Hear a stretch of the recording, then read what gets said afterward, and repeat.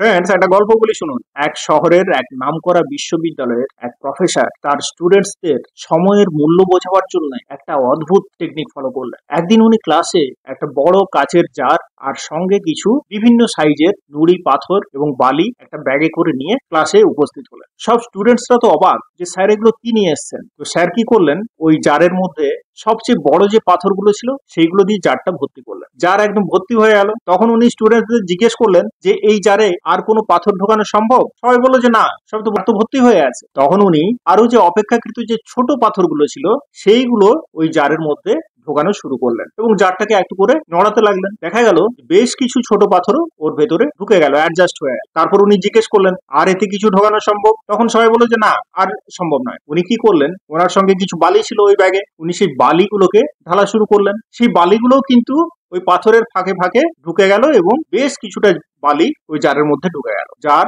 একদম ভর্তি হয়ে গেল ওই নুড়ি পাথর এবং বালি। তখন উনি স্টুডেন্টদের বললেন যে এটাই লাইফ। এই জারটা হচ্ছে আমাদের সারাদিনের 24 ঘন্টা সময়, আর ওই যে বড় পাথরগুলো যেগুলো প্রথমে দিলাম, এইগুলো হচ্ছে আমাদের জীবনের সবচেয়ে ইম্পর্টেন্ট যে কাজগুলো সেইগুলো। আর তার চেয়ে ছোট যে পাথরগুলো সেগুলো একটু কম গুরুত্বপূর্ণ কাজ।